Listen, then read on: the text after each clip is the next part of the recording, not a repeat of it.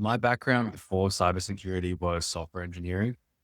So I really got interested in how, as I was learning about building software, I got interested in how you could use the same concepts to break software. So building tooling, building software that breaks other software was very interesting to me.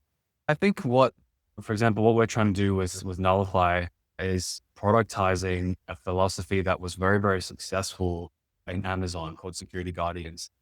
And so Security Guardians was, I think, the first model where, engineering teams were able to self-serve security and security was able to distribute that ownership all the way throughout engineering teams very, very successfully.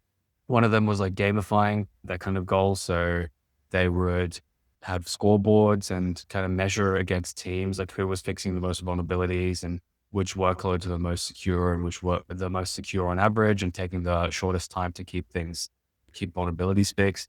What I'm hearing from a lot of CISOs is like they would rather hire a smaller number of generalist kind of staff level security engineers and then get them to adopt a lot of AI tools to improve their coverage and their output. And I built a open brain system for myself where I use an agent and kind of like a super base backbrain between the different MCPs and sub-agents to kind of analyze tasks between my email and Claude and other things to keep me on track. people are really starting to define differently now how enterprises create value, right? Like previously humans were using SaaS to perform knowledge work, make them more efficient.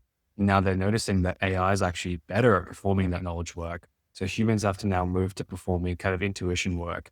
So enterprises in general, they're kind of just at this turning point of like, well, how do we measure value? How do we create value? How do we define what value is?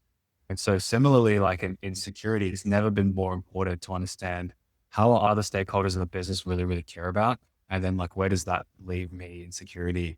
Where does that leave security? And does it mean that I have to do more or less to kind of have a seat at that table or get them interested or get them engaged in security? Or, do I have to speak their language? What does that look like in order to get them on the security journey, so to speak? I think that's really important.